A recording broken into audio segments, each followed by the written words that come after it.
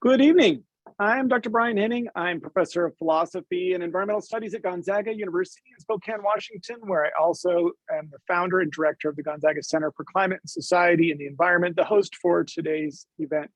I'm really glad that you could be with us. We've got great attendance here tonight from people really from all over the place. So thanks for joining in. We look forward to a great event. As we begin, I'd like to acknowledge that Gonzaga University resides on the homelands of the Spokane tribal people, the people of the river. Indeed, it's only because local tribes invited our Jesuit founders to the region that Gonzaga University exists today. Our event tonight is hosted by the Gonzaga Center for Climate, Society, and the Environment. Informed by an abiding commitment to a just society and care for the planet, the Gonzaga Climate Center was created to serve our campus and the Inland Northwest by promoting innovative interdisciplinary scholarship, teaching, consulting, and capacity building. Hosting events such as this is an example of that mission at work. Just a quick bit of housekeeping. We have enabled the closed captioning tonight. If you would like to use that, you can feel free to keep it on. If it's distracting, you can also, at your own election, you can turn it off. Just go to the bottom Zoom menu and turn it off there. The chat feature currently only goes to myself and our speaker. Instead, if you have a question or would like to make a comment, please use the Q&A feature at the bottom of your screen. In fact, everyone, you might consider going ahead and opening that, as you can actually vote questions up or down if you think that they're a good question to pose to our speaker. We anticipate having a good amount of time for discussion, so please do submit your questions either during the event or at the end. Finally, please note that our event is being recorded and it will be posted to the Climate Center's YouTube channel probably tomorrow. You can also find there a considerable library of other past events that we have hosted, including last week's event with Dr. Robin Wall-Kimmerer, the author of Braiding Sweetgrass. That recording is available until a week from tomorrow on Friday. So a total of 2 weeks at that event. Others stay up indefinitely. And then finally, I'd like to draw to your attention a few more events that we have going on this semester. You can point your mobile device to the QR on your screen, and it will take you to our events page where you can register for these free events. Some of them are in person, but all of them will be available either through live stream or via Zoom, depending on which one we're talking about. Hope to see you at some of those events in the near future. And now it's my great pleasure to introduce and welcome our distinguished speaker.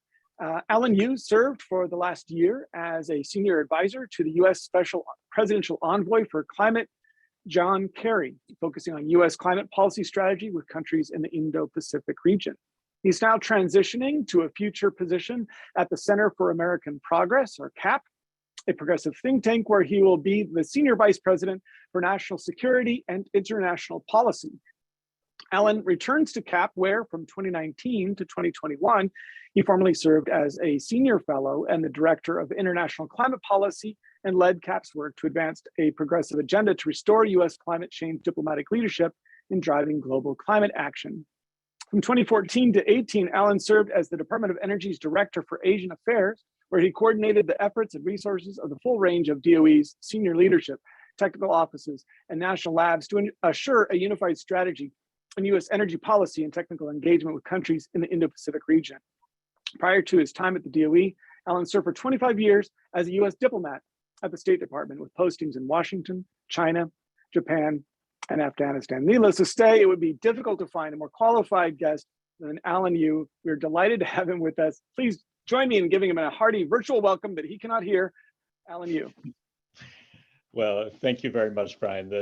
Really appreciate it, and really appreciate the invitation to be speaking to your center as well as to your center's audience. So today we framed the discussion as looking at Paris and Glasgow, the lessons learned and the path ahead for international climate action. I wanted to chat a little bit to definitely set aside a good amount of time for questions and discussion, but I thought I'd start off at the beginning with just a little bit of kind of reminder background on the Paris Agreement and the setting for the actions that we've been trying to do since 2015. So you'll recall that in 2015 at Paris, really all of the countries of the world agreed to that climate change was a global problem that required action by all countries, which was kind of a change from things in the past, where there was a much more of a focus on differentiated responsibilities and thus requisite action.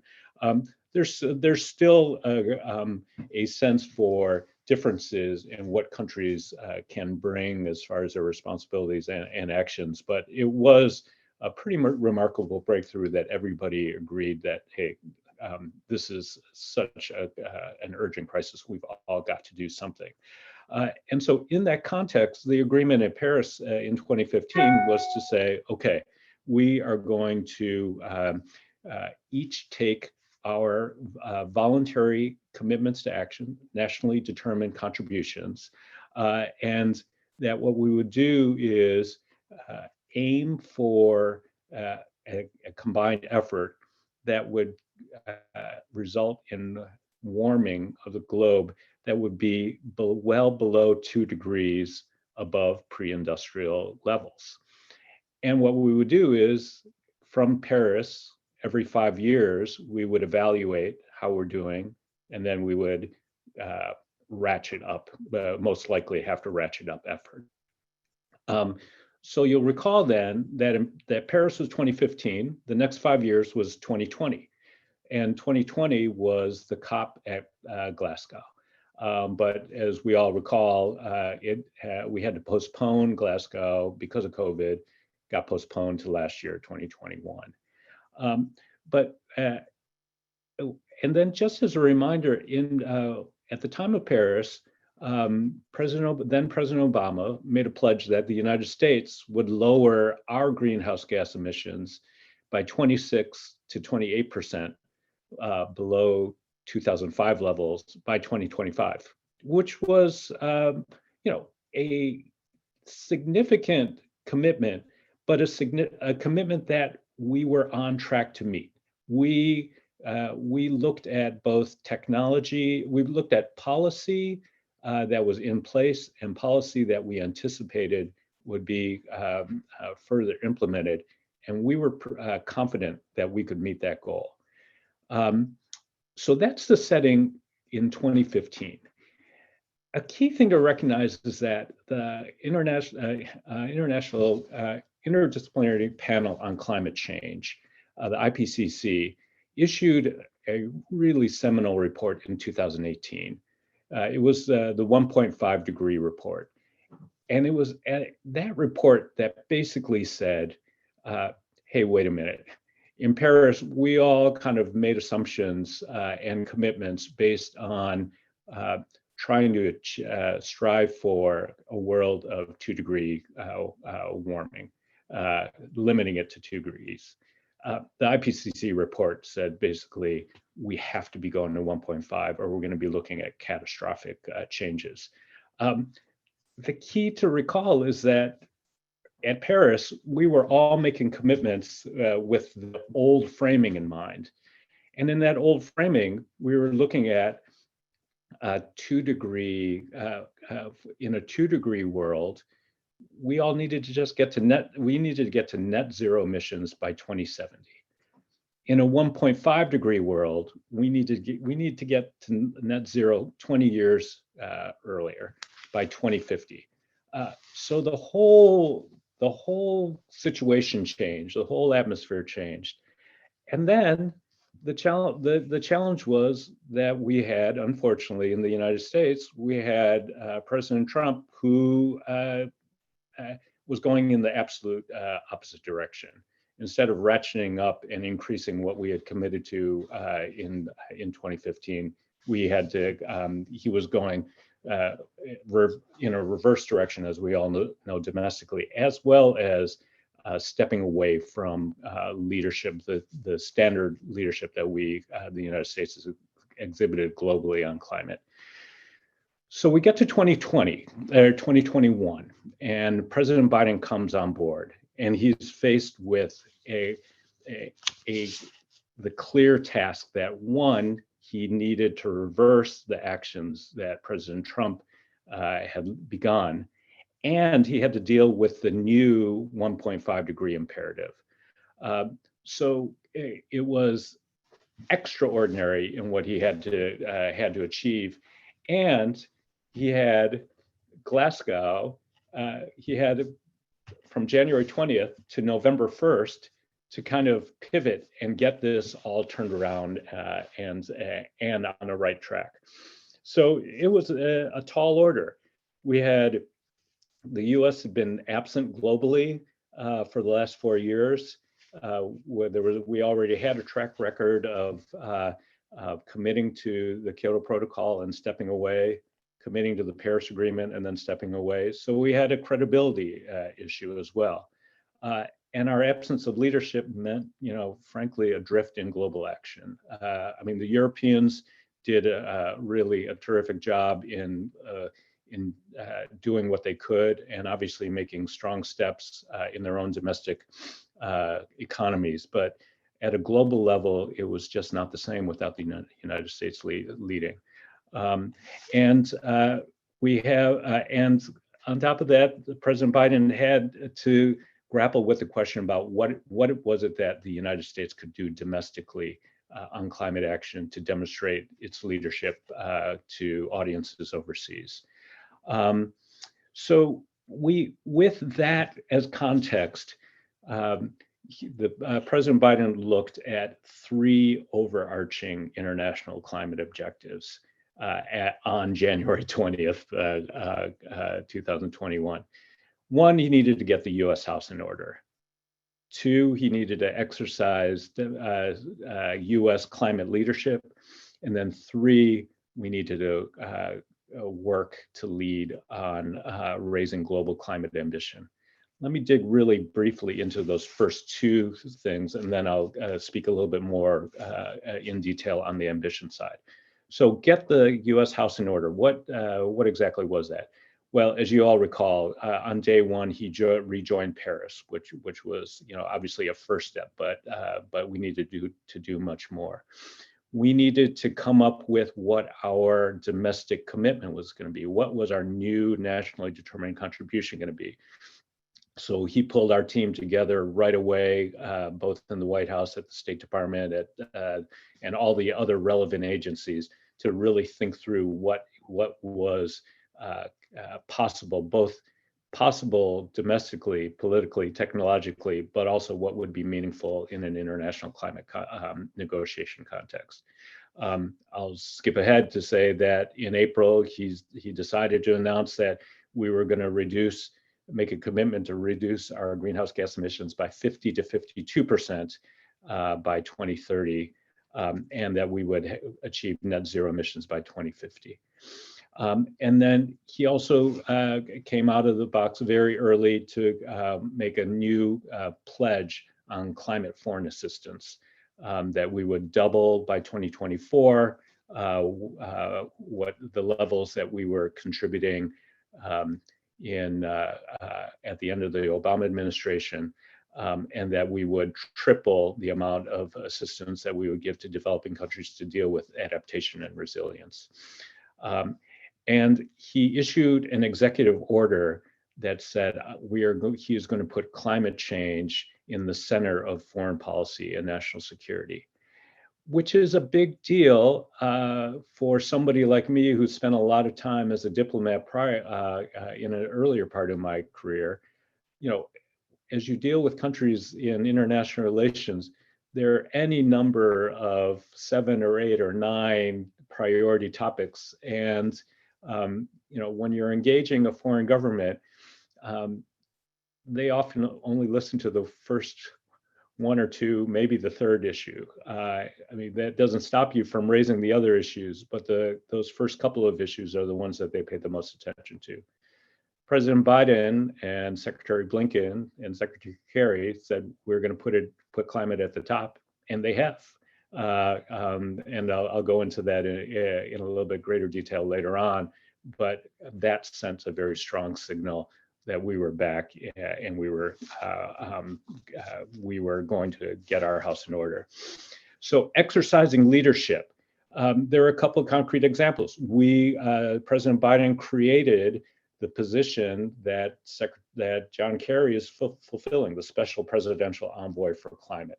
So Kerry has just one responsibility. He is leading all of our negotiations and engagement with foreign countries on climate change. And he's a powerful diplomat and advocate. He has been able to open doors and drive with meeting with presidents and foreign ministers with great ease and really emphasizing the point. And he's achieved results as far as commitments. President Biden, in the first 100 days, said he was going to pull together world leaders to talk about climate. And on Earth Day in 2021, he convened the Leader Summit on Climate. And at that summit, a number of leaders came forward with pretty meaningful climate commitments.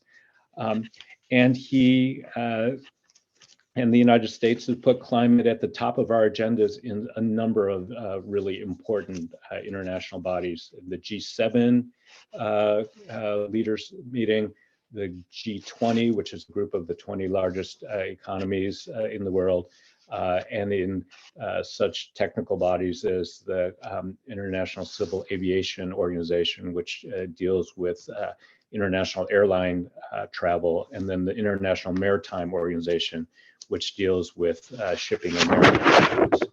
So those are just some things that the president did to get off to a good start. But then but what we really needed to do was to drive ambition, and ambition meaning getting other countries to raise their effort beyond what they committed to in Paris. So as a reminder, in Paris, countries made nationally determined contributions, and 2020 or 2021 was going to be the first opportunity for them to increase their ambition. So we saw that from January 20th until the lead up, until the first day of the Glasgow COP, we had about 10 months to really get countries up to where we felt was necessary. And our goals were to try to come out of Glasgow with the world significantly on track to keep this 1.5 degree target within reach. We weren't going to get the commitments to land at 1.5, but just given a number of challenges that I can go into later. But what we wanted to do was to get enough movement so that we could continue to press over the next 10 years, which we see as the critical period for global action, to get to be on track to 1.5. That leads to the second main goal that we had, was to assure that everybody all countries were going to be agree to the collective commitment to ratchet up efforts over the 2020s. And we're talking about really transformational economic, social, and political changes to make these to really hit the targets that we need to make. And these are tough objectives, and we just our effort was to make sure that we made a good progress in 2021, but that countries didn't think that they could kind of make that commitment and then just take a breath and set things aside for a while. And then the third goal that we had was integrating an adaptation strategy. In other words, helping particularly developing countries, but all countries, to make the right planning and investments to deal with the impacts of climate to build resilience and to think about the human security issues that all of us will face as the climate changes. That's important. That's important for its own end goals, but also important as a way to supplement and support what we're trying to achieve in having countries take stronger actions to cut greenhouse gas emissions. So what was it that we were trying, what was the core of our strategic focus? Climate is a global problem. I mean, all countries are contributing one way or another to the emissions challenges that we're facing. But really, in order to bend the curve and make the strong changes that we need as quickly as we can, the United States has focused on a set of kind of core major emitting countries. And and these countries comprise about the equivalent of the countries that are members of the G20. Again, the countries of about the 20 largest economies by GDP, which also kind of tracks very closely with the 20 countries that have the largest share of greenhouse gas emissions, both at about 80% of GDP and greenhouse gas emissions, more or less.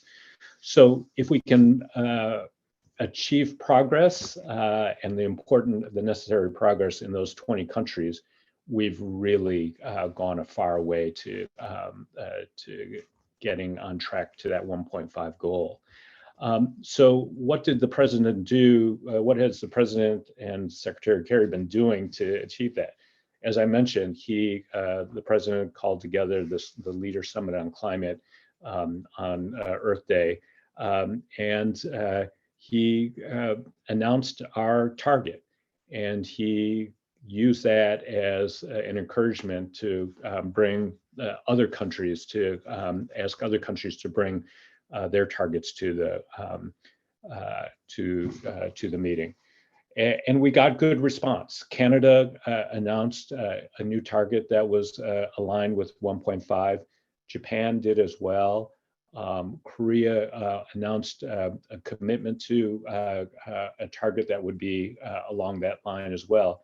So we quickly moved in those first 100 days to get about 45% of the world's GDP aligned on a 1.5 degree pathway.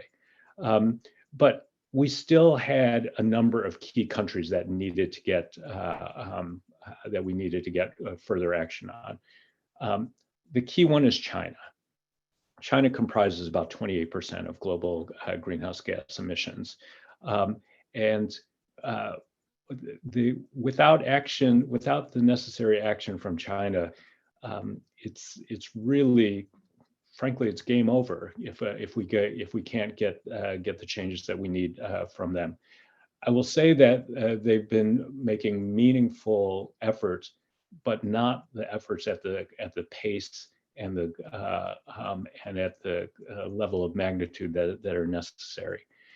What Secretary Kerry did and has done is to really kind of focus almost singularly on trying to achieve progress in our engagement with China. There's been a big focus in particular on what China has been doing on the domestic coal side. Just as to give you a sense for what the magnitude of the China coal issue, China's got about 1,050 gigawatts of installed coal-fired power plants. I mean, so what does that mean compared to, what is the metric of that? That's what they have now. They've got about 250 gigawatts of coal that's either in construction or in planning stages over the next 5 to 10 years. Right now, the US totally has 212 gigawatts of coal-fired plants. So China has 5 times what we have, and is building out more than what we, in the next 5 to 10 years, building out more than what we have totally. So if we can't get this right, again, the Earth is going to be in in a very challenged circumstance. We're also looking at China for other action in other areas. Methane is another area where we could see great progress. China is the largest emitter of methane. And the important thing to understand about methane is it comprises a smaller proportion of greenhouse gas emissions in the atmosphere, but it's got a shorter lifespan existence in the atmosphere, about 12 years of existence. But during those 12 years, the intensity is about 80 times that of carbon dioxide. So methane's a really powerful greenhouse gas, and in the immediate term, a really troublesome problem. So what we've been doing is engaging China as well on not just its domestic coal, but also to try to address its domestic coal power, but also to address its methane. And the methane in China is mostly coming from its open coal mines and its oil and gas sector, and then to a certain extent its agricultural sector. And then finally, we're also trying to engage China on what it's doing externally beyond its borders. I think many of you are aware of the Belt and Road Initiative, in which it's building out a lot of infrastructure, including energy infrastructure in developing countries that are not built on a sustainable basis. And then China also has important market impacts in supply chains, particularly challenges to deforestation in places like Brazil and Southeast Asia, and as well as in the Congo Basin area in Africa. So there's a lot of reach with China.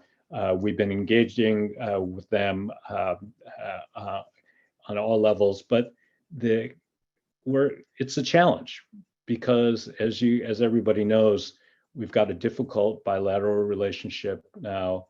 Where climate fits into that discussion is something that we continue to be sensitive about. We want to pursue climate and obviously an objective that's important for them from a national interest perspective, but also making sure that this doesn't have any doesn't pose any challenges to our other priorities with China. I'll just say very quickly that in addition to China, we've got a number of other priority countries that we've been engaging, again, through that context of looking at those major emitters. India, Brazil, Indonesia, Mexico, Saudi Arabia, Russia, and South Africa are the countries in which, again, we're focusing very deeply, both diplomatic level as well as from a technical level and an assistance level to try to help these countries move further along. So what are the strategies that we've been doing to drive the ambition by these others? First, as I mentioned earlier, demonstrating what we can do domestically as a signal of our seriousness. 2, Secretary Kerry's personal engagement with these key target countries. 3, working with other partners in engaging with these key target countries. Working with, in particular, the European Union, Japan, the UAE on finance and technology both in a general matter, but also towards these other countries. We're working with vulnerable countries as well, hoping that we can align with them in our diplomatic engagement with these large emitting countries. And then we've also worked in venues like the G7, where I think we were very happy to see agreement among all the G7 countries to stop financing coal power projects in other countries in 2021, which I think was a really important achievement. We've been engaging with the private sector, particularly on private finance, mobilizing private finance. And then we've obviously been focusing on trying to increase US foreign assistance. As I mentioned, the president in April announced that he would double our climate foreign assistance. And then in September, he said that we will double it again. So in other words, increasing it by 4 times by 2024. And that we were going to triple the financing that we would provide for adaptation. And we would work with other developed countries to meet an obligation or a commitment that we made years ago to provide about $100 billion in climate financial assistance to developing countries annually. We're short of that goal. That's a problem, but we're with this increasing of U.S. foreign assistance. I think that's a demonstration that we're committed to cross that barrier. And then we've been running a number of sectoral programs to try to achieve progress. We launched a global methane pledge in which we're working with over 100 countries to meet a goal to reduce methane globally by 30% by 2030 against a 2020 baseline. If we can do that, we can shave off about 0.2 degrees of warming, which would be quite significant. The president announced a adaptation strategy in which we'd be helping developing countries with meeting their adaptation and resilience goals. And we announced initiatives to help combat deforestation and to help countries make the transition in their clean energy transformations of their power sectors. So what were the outcomes at Glasgow? I guess I would cite 3 things and then 1 observation. I would say the world is now substantially closer to keeping 1.5 degrees within reach. We are now over 65% of the global GDP is now aligned with 1.5. Parties have agreed to continue enhancing their efforts over the 2020s. And that includes at Glasgow, there was an agreement that countries would endeavor to increase to strengthen their targets by the time of the next COP in November in Egypt, if those targets are not aligned with 1.5. That's meaningful because under the old COP rules, once you made your commitment in Glasgow, you were good for the next 5 years. But with that opening for inviting countries that are falling short of the 1.5 commitment, inviting them to strengthen their commitments this year provides the opening for us to continue our engagement with them to urge them to do so. And then this global methane pledge, as I mentioned, could be really meaningful. If we can get countries moving on methane abatement, again, we could be be taking 0.2 degrees warming off the table, which would be really meaningful. And I guess the observation I would say is that the world is in a better place on climate than where we were on January 19th, 2021. I think at that point we were really in just a different orientation, a different kind of posture of action, and a different recognition of the challenge. And I think a little over a year now later, I think we're positioned in a much better place. That still means that we've got a lot of work left to do. 1.5 is a challenging goal. I mean, we're going to have substantial acceleration of emissions cuts in this decade. We got some strong commitments from countries, but now it's the implementation and actually putting those commitments into action that is going to be crucial. And the United States is going to need to help these countries and partner with these countries to do so.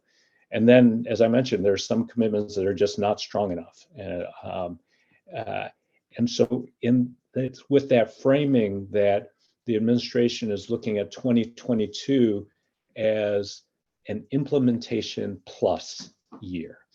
So when we talk about that, it's the implementation, as I mentioned earlier, that we need to help these countries execute their commitments. But then the plus is to urge those countries whose commitments are still short of the 1.5 degree trajectory to plus up their effort. We're going to be working with Egypt as the host of the COP in November. They very much have said that they want to make this an Africa-focused COP, and we're committed to that. We're going to be working with them both in how to look at the specific challenges that the continent faces, in particular looking at how our adaptation strategy can be supportive. We're going to be working with the multilateral banks and making sure that their lending is more climate sensitive, both in dealing with power sector lending as well as in helping countries in adaptation. And then we're going to be helping to drive the technological changes and the private sector investment. I'll just wrap up here by saying that I think that the global, as we went through this year and we heard feedback from our diplomatic counterparts, there was the global community was happy for the United States' return to international climate diplomacy and leadership. And I really think that the world could not have moved this far, frankly, without Secretary Kerry and President Biden's kind of commitment and leadership on this. But what I will say is that the world community kind of gave us the benefit of the doubt. They wanted us in, they wanted us to help lead, but now we're in a position where we have to demonstrate that that we're serious about this.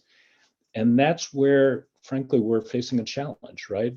As we all look at what's happening in Congress and on the Build Back Better Act that has, the underpinnings of the policies and investments that are supporting our NDC commitment. If we can't deliver that, we're going to have serious problems, not just on kind of the execution of what we need to do to the part that the United States needs to play in solving this global crisis, but we're also going to be severely hampered in the strength of our diplomatic efforts in helping to drive action elsewhere. So I leave with, I guess, a balance of optimism and a certain level of concern. Now that I'm not a U.S. government official and I can speak a little bit more freely, what I would say is that this is now a moment where citizens, U.S. citizens and U.S. voters can really bring some even further influence to the debate in Washington. That this is something that, as you look at the amounts of money that we're talking about in comparison to other worthy but other large public investments, the catalytic and important outcomes that can come from really relatively small amounts of public spending are just critical. And if if we as citizens can, really bring that kind of message and influence to decision makers in Washington, I think that my my optimism will rise a couple of levels up. So let me stop there and turn it back to you, Brian. Thanks, Alan. That gives us a lot to talk about. Good context for understanding where we are and where we need to go. We've got some good questions formulating, so everybody please go to the Q&A feature and do a couple things. One, you can formulate a question and type it up there as you will, and then it will go to everyone. Two, you can vote up a question by clicking the little up thumb next to it, and that will rank the questions for me so I can know what folks out there are most interested in. We've got more than 100 people with us here online, and so there should be lots of good questions. While you're formulating, I'd like to pick up where you left off, Alan, with a question of my own. So if we're going to achieve our own nationally determined contributions under Paris, we've got legislative routes and we've got regulatory routes. The legislative routes, if they don't happen before the midterms, seem to be foreclosed again, as they were under the previous administration. Hopefully not, but that's the worry. When one party just seems to decide that it's not in its best interest to support any action. So that leaves the regulatory route, which under the Obama administration, as you well know, was sort of putting all of its hopes on the Clean Power Plan. And I must admit, I've somewhat lost track on where that is. I believe it was with the Supreme Court, and I don't know if that's still pending, but I guess my question is, separate from the CAFE standards for autos, which are important and making progress, but in terms of the Clean Power Plan, is that still live? Is it still a viable regulatory route? Can you update us on that? Yeah, sure, Brian. So I have to admit, I don't follow the domestic developments as well as I should, and there might be others on the line who follow it more closely. But as I understand it, I think that the Clean Power Plan kind of approach has pretty much been set aside. And what the hope was that some of the provisions that were in the Build Back Better plan legislation would be offering the kinds of incentives, both positive and then to a certain extent some negative incentives to try to drive those transformations, rather than kind of the standard setting that I think was used in the Clean Power Plan. So the idea is the legislative route is really, I don't want to put words in your mouth. Is that the only real route available for? I know your domestic is not your scene. I'm not being fair, but I'm just curious how, and as you mentioned, we haven't done a good job of keeping our commitments for various reasons, but just in terms of achieving the targets we've set for ourselves, is really the legislative route the only significant route available to us to achieve those? So I guess I would say this. I mean, that would be the ideal route, obviously. I think that there are a number of meaningful achievements that we can make through regulation. I would say that on the on the investment side, there are, or on the regulatory side, there are some actions, of course, at the state level that can also drive some of these transformations, and so I think that's another area that we can be looking at. And then what the hope is, we to be looking at really kind of investment decisions by the private sector that hopefully will also start to show the real costs of these basically kind of legacy power power sources. Gotcha. All right, we've got a question from our friend Brian Rowe at the National Catholic Reporter, I believe. Hi, Brian. I'm going to read his question. He says, do you expect that the United States will submit a new nationally determined contribution before COP27, the next international meeting, as the Glasgow Pact calls for? And how might the US back up any new plan if Congress is unable to pass the climate provisions in the Build Back Better Act? What will failure to pass those policies mean for international negotiations?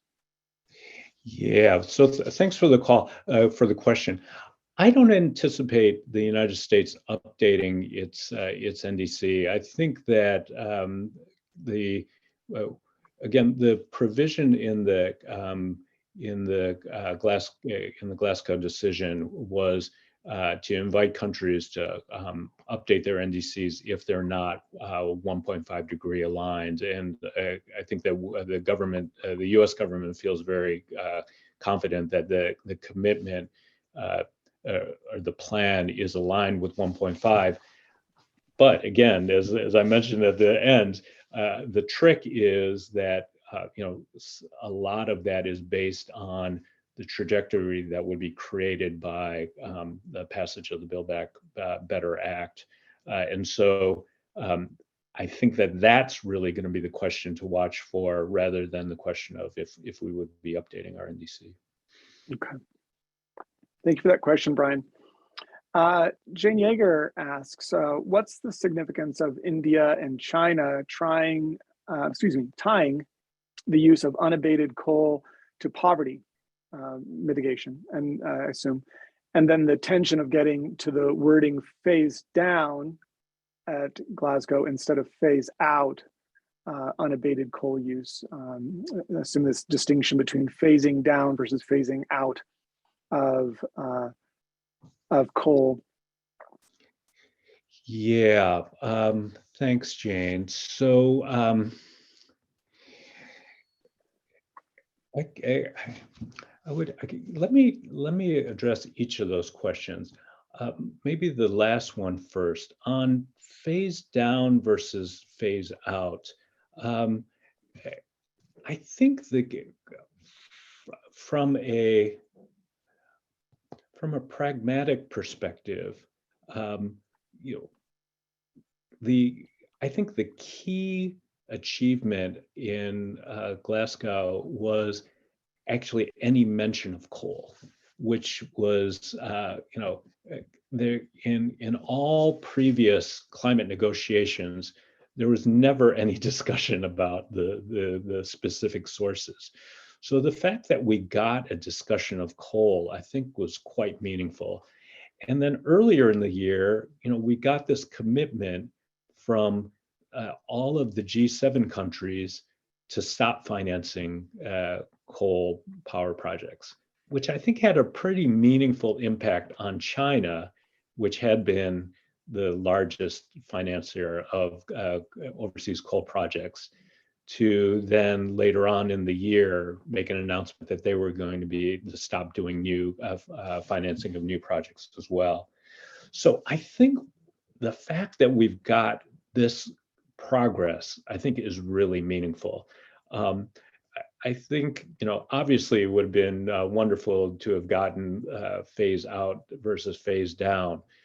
But the fact that we got an acknowledgement that we needed to be changing from business as usual, I think is meaningful, and we'll obviously build from that, to achieve further progress. On the question about unabated coal and tying it to poverty, I'm not going to make assumptions on kind of motivations or underlying rationales of these government's statements. But what I will say is that it's clear in both of those economies and in many other places in the world that now the cost of renewable generation is less than both the cost of building new coal-fired plants, as well as in many places the operation of coal-fired power plants. So I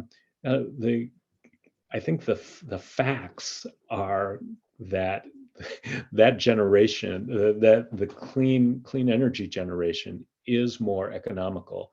Kind of how the countries kind of make the argument for unabated coal and tying it to poverty, I think is then you just kind of have to evaluate that statement against those actual facts. I'd like to take that and frame it out a little bit wider, if I could. See if you can follow me here. So I'm thinking about international approaches to this issue, going back to Kyoto, which had a different framework, as you know, for how to address responsibility for climate change. And had this idea where you would have a first commitment period where developed nations would reduce emissions and developing nations would meet, and this contraction and convergence sort of idea. And the idea behind it, as I understand it, is a model of fairness, which is predicated on the idea that the people most responsible for having caused the problem should bear a proportionate responsibility for having addressed the issue. And unfortunately, it feels like in our own domestic sort of politics around that, the idea of fairness never really broke through people understanding about why that was fair, why it was fair that you clean up the amount of mess that you caused. And when we have substances like carbon dioxide in our atmosphere that are long-lived, on average a century, then it makes sense that you would take a longer historical lens. Of course, we've abandoned that framework entirely because it just was never able to be successful in the United States as a way of approaching our international responsibilities. Oddly, because it was presented as being unfair, which has never, as an ethicist, ever made any sense to me. And so now we have this new framework where everyone's responsible for, presenting their own nationally determined contributions about how they're going to meet their obligations, and maintain and achieve this goal of keeping ourselves either under 2 or well below 2 or 1.5. And what's odd to me, and when I listen to the conversation, is that we still have the framing of it's not fair, and that's lingering. It feels like in public consciousness, and then it's kind of morphs into because India and China is usually some sort of version of this, right? And so to get closer to asking it in the form of a question, I worry if there's a sense in which the way that we do our carbon accounting itself lends itself to instantiating this unfairness a little bit more. What I have in mind is by looking at annual national emissions, then we obscure historical emissions, historical responsibility, right? If we just look annually, how much did China contribute this year? How much did we contribute this year? China's number 1, we're number 2. They're most, right? So that's one problem. 2, it obscures per capita emissions, right? Because per capita, India's at less than 2, and China is at, less than 6, and less than 8, and we're at more than 15 per person, tons of carbon dioxide, right? So even then, looking at just national contributions, each person in the United States is twice as responsible for causing the problem as a person in China per capita. And then third, it obscures that historical feature that I was just mentioning. And then finally, we also then lose exported emissions, right? These emissions caused by industrial activity in China and India and other countries to create goods that we're buying. And are those our emissions or theirs? So are we doing our carbon accounting in a way that ends up repeating the problems of unfairness and leading Americans, perhaps incorrectly, to think that China is mostly to blame? The megawatt sort of issue that you pointed out with coal is huge. I mean, we can't ignore it and solve the problem, but it seems like we're sort of not doing a good job of communicating the historical responsibility, and we make that harder by measuring it nationally, annually. Do you agree? So Brian, I hear you on that, and I guess my thought is this: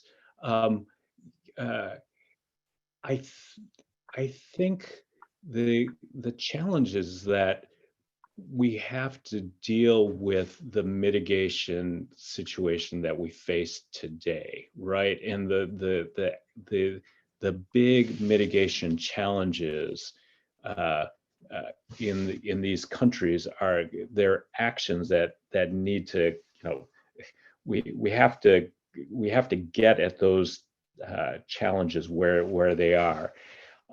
How we do that, as far as kind of uh, payments and engagements and et cetera, I think that's obviously, a topic for discussion.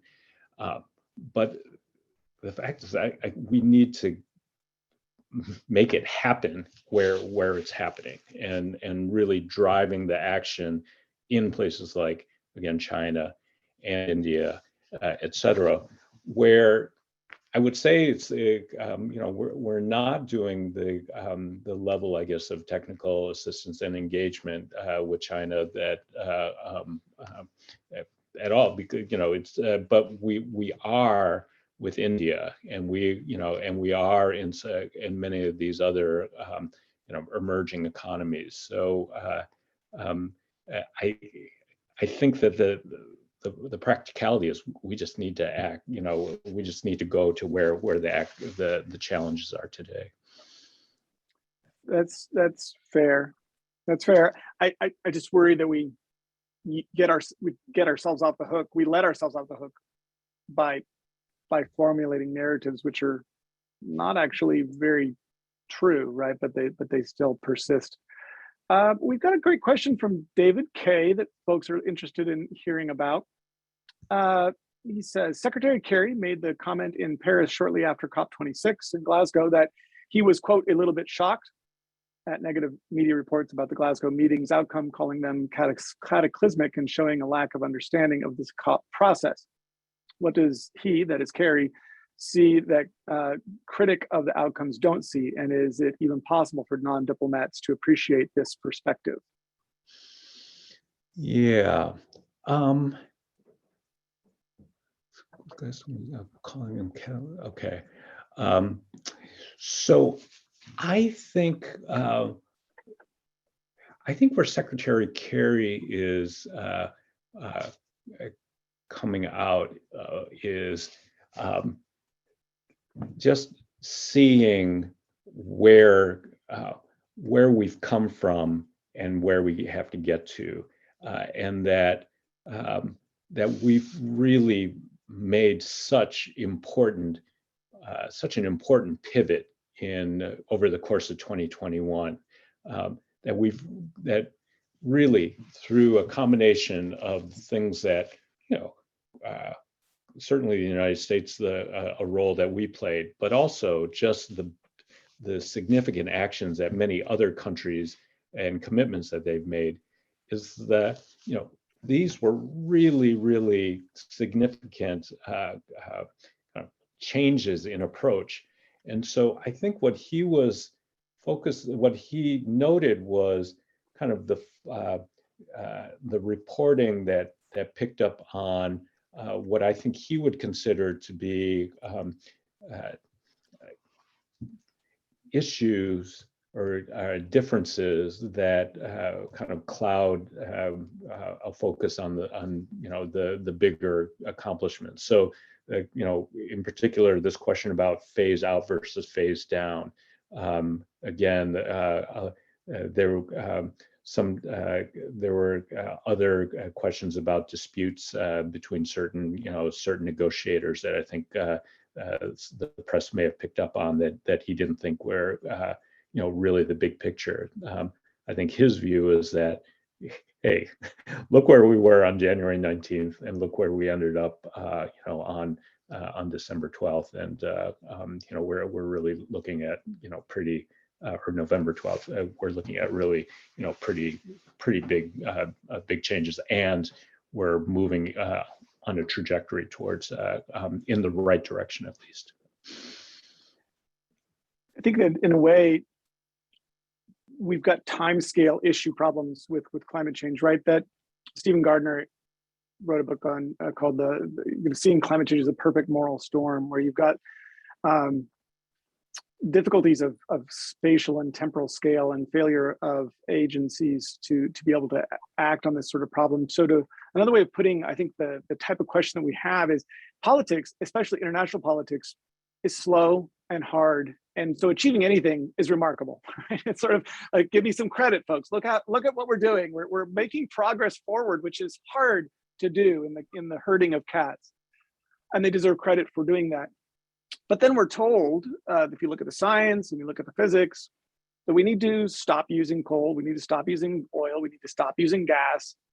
And so then we're told, right, that if we're going to achieve, avoid catastrophic, degrees of warming, we need to figure out how to achieve that. So there's this disconnect between those worlds, right, where the between the political international realm of what can be achieved and sort of what we're told the brutal physics are. Is it fair to say that we've got that incommensurability between those two sides? And so people are sort of like, if you look at the physics, you're dissatisfied. If you're like, look at what typically happens at international negotiations, you're like, wow, something actually was, important things were actually achieved. We're making progress. But the progress is not at the scale or the speed. You disagree with me here. At the scale or the speed of the problem, I mean, if we add up all the NDCs, we don't get there. Even if we were achieve them all. I don't know, that's just another way to reformulate the same question of dissatisfaction with the process. I think it's a fair observation, Brian. And I guess what I would say is that's right. We've got more work to do. I think that we've rallied focus, and I think that we've got not just the government action, but I think the mobilization of non-government actors, particularly civil society, which I think will continue to play a critical role in the pressure that's needed in all countries, but also the important role that the private sector, particularly financial institutions, will play. I think are also going to be things that may not be kind of tallied up in international negotiations, but are going to be areas of effort that the United States has been pressing on, but also other governments have. So there's a combination of public as well as private effort, and it's probably more visibly measurable to look at what governments are committing to do and to be concerned about that. Yeah, I'm not letting governments off the hook by any means, but there are also other parts that to keep an eye on as well. Keep on this sort of ethics angle here, Michelle Lenahan. I'm going to sort of take a question and also sort of add to it. So Michelle says, do you believe that the indigenous people throughout the world get an adequate seat at the table? And if not, what can be done? Just as a background context, right, to add to this, it's well known that the people who are least responsible for having caused the problem are going to suffer the greatest consequences and have the fewest resources with which to respond to it, right? This threefold layers of injustice. And so developing nations have started to negotiate more collectively damage and loss and these parts of the conversations. And I think that you were hinting at sort of the payment, sort of the providing resources and transfers of technology are part of that. But maybe giving you an opportunity on sort of indigenous perspective, I think is a really great question about how is that brought into the COP process, if it is. So specifically on that, and then more broadly about this disproportionate impacts and how that's being brought in or not brought into the COP UNFCCC framework. Sure. On the indigenous involvement, I think I would say that those are voices that we need to hear, more of. I mean, I think that there are many governments that factor that, those concerns in well. I think that there are certain governments that bring those voices, to the table in a better way. But I think that having those kinds of equities really addressed well in this process is going to be important, and I think that we can all do a better job on factoring those perspectives in. I think that will to his credit, I think that President Biden has said that we need to, at least in our context, be really bringing the environmental justice perspectives much more clearly into the way we deal with things in a domestic context, and that should be reflected, I think, as we engage and look at the impacts on indigenous communities overseas. On the question about the support and the financial assistance that the United States should be bringing, we should be bringing much more. Kind of as I alluded to at the end, the amounts of assistance that the administration is seeking, really are dwarfed in the context of the broader kind of U.S. federal spending kind of priorities. Increasing those numbers in much larger fashion, I think, will be really important for all kinds of reasons. For the ethical reasons, for sustaining the political momentum, for action both in kind of reducing greenhouse gas emissions as well as helping countries adapt. I think are all call for us, the United States, to be doing much more on the climate finance side. Just to beat that drum, I would point out that if we can focus more on the historical responsibility, it'll make perhaps more sense to taxpayers about why it would be appropriate to be providing financial assistance to other countries.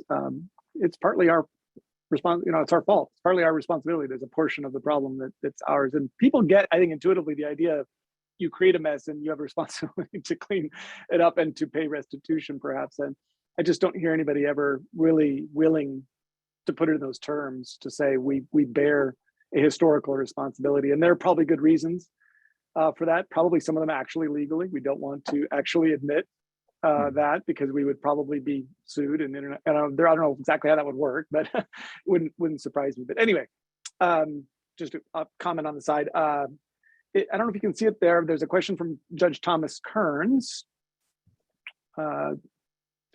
Says, how can the United States government work with groups like communications, marketing, PR firms to communicate to younger generations about the importance of climate justice and environmental policy?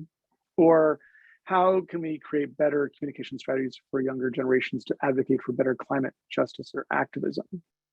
Sure. That's a terrific question. I guess what I would say is I've actually been impressed by the sophistication of these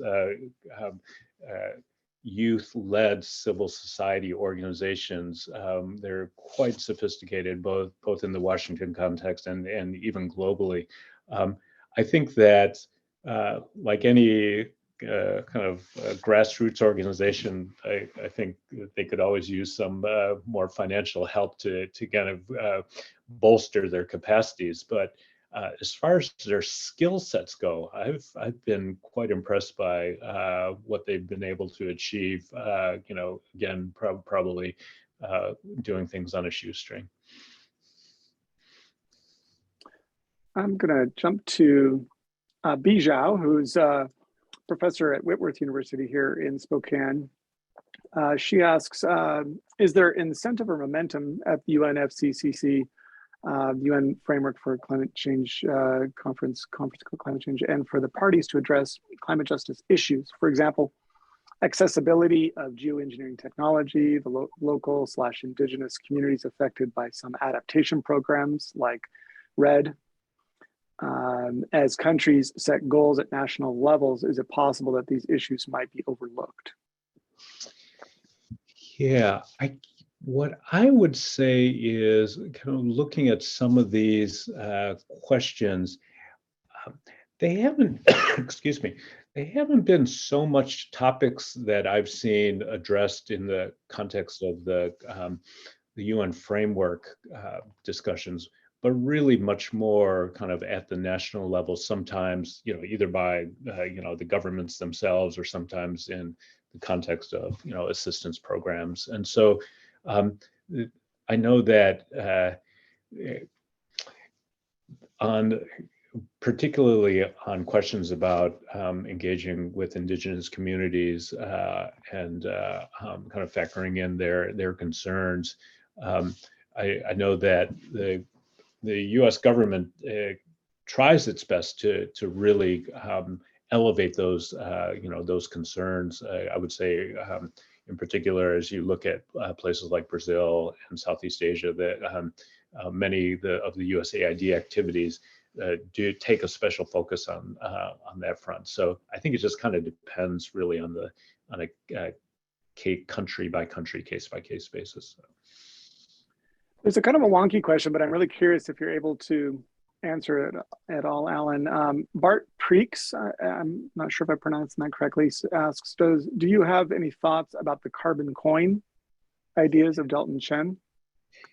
Boy, I have to admit, I'm not familiar with that. Okay. Can you explain it a little bit more? Or? I was hoping you would know. I remember I read a little bit recently. I believe Stanley Kim, Rob, what is it? Ministry for the Future. I'm reading right now, and in it, he also comes up with this idea of, I think it's another mechanism by which to monetize carbon pollution that's different than the straightforward carbon tax or the cap and trade. It's using the minting power of Federal Reserves and central banks, but exactly how that works, to be honest, I was hoping you might you might explain, but I think it's using financial policy in order to create a financial incentive and internalize those negative externalities associated with climate change. Yeah, not familiar with this specific example, but maybe I can chat a little bit about just kind of the market mechanisms as a way to drive climate policy. Again, I'm not as expert on these kinds of mechanisms in the domestic context, but the little that I've read, I think one of the key things that are important for people to bear in mind as you hear about discussions about carbon taxes and cap and trade, absolutely useful tools to kind of drive these transformations, but not necessarily fully kind of effective in kind of clearing out the space that you need, because you can get some serious change particularly in the power sector with a carbon tax, and then in certain other sectors. But if you look at things like changes in the industrial sector and in industrial processes, you've got to really raise the carbon tax to a really, really high level in order to kind of get to the types of reductions that that you want to achieve, and that they're kind of more surgical regulation and investments and kind of other targeted actions are going to kind of achieve that over the hump types of reductions that you need in some of those hard to abate sectors. Both you and I are going to have to read up on the idea of a carbon coin. We're just about out of time, and I'm kind of curious to pose a question out of left field a little bit. Last week, we were honored to host Washington State Governor Jay Inslee to talk with our students about climate change. And one of the students posed to the governor an interesting question. She was this week getting to meet virtually with Pope Francis. And she was asking Governor Inslee, if he was meeting with the Pope to talk about climate change, what would he ask? And it's got me thinking. From an international perspective, right? There are over 1 billion Catholics, and they have a sovereign sort of representation, I imagine, in this process. But I suspect that that's not the main force of their involvement. What role can Catholics but also other religious organizations and groups can play in the context of international climate advocacy? Have you seen that role? Is it been a positive one or just a neutral one? Anyway, just kind of an open field for that intersection. Sure. No, it's an interesting question. One I haven't thought about a lot, but what I will say is that, when the Pope in 2015 kind of issued his climate, I think, ecumenical, that was a powerful kind of public education action that I just think was that I think people appreciated then, but I kind of continue to think about it and go, well, what a powerful platform that was and could continue to be. And I guess I think about the role of religious organizations, obviously civic organizations and the like, to try to bring these kind of daunting, both technical as well as just kind of existential questions, to followers in a way that kind of brings it home in not just ethical terms, but maybe practical terms. I mean, what are the things that followers could do to really bring some reason and hopefully some action to address this problem? Because governments can only do so much there are certainly policy actions, but there's also kind of an action of kind of communications and really mobilization for action that, I'm sorry to say, these days the government doesn't have as powerful a voice as it once did, and looking to other trusted leaders and organizations to supplement that message, I think would be really a meaningful contribution. This is in the same neighborhood, but Denise Capitelli asks, what can we do as individuals? Now you're not working for John Kerry anymore, and you can speak your mind as you will. What do you tell people? I assume that you're on the subway and you're in a cab and you tell them what you do, and they're like, oh, what can I do? What can I do? And so maybe to close us out, what's your answer to that?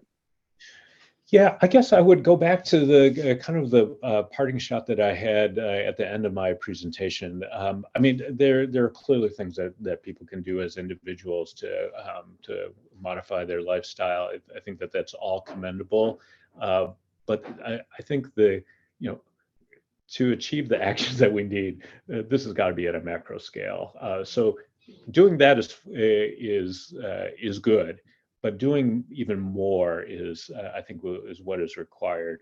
And I think the political action is really the thing that has to happen. How people do that, obviously, is their choice. But I think what we need to do is to drive home to decision makers. And in this context, I really think the decision makers are in Congress. To really say, okay, this is the challenge of our lifetime right now, and that kind of these kind of underwhelming, frankly, commitments that we're trying to get are inadequate. And even with the inadequacy, the Congress still won't pass them. I think it is really just, it's a terrible, terrible dereliction. And so how people can like exercise that that message and the agency to drive that that change, I think is really for each individual to consider. Reminds me, Bill McKibben, the climate activist, I think you'd agree with this. Tell me if you would. He said when he's asked that question, he said about what I as an individual can do. His answer is be less of an individual and more participate in systemic forms of change to persuade for those forms of change which we need. And so the individual actions are important, but it's interesting, right? Individually, you should participate collectively, as sort of his. In order, so it seems to fit in with the theme, even if you wouldn't have put it quite the same way. Right. This has just been a pleasure to chat with you about this really, really difficult issue. We've not had a chance to focus on the international climate scene in our series of lectures yet, and so we're honored to have someone with such a deep well of experience and kindness to spend an evening with us. So thank you so much, Alan. No, thank you, Brian. I really enjoyed it and really enjoyed the kind of the exchange, even if it was virtual, with the participants. So thank you for letting me do that. Agreed. So our event this evening, just to remind you, is hosted by the Center for Climate Society and the Environment at Gonzaga University in Spokane, Washington. We do have a couple of great events coming up, going from international to hyper local. In the summer of September of 2020, the town of Malden, just south of here, burned down. 80% of the town burned down in a fast-moving wildfire, made almost certainly worse by conditions created by changing climate.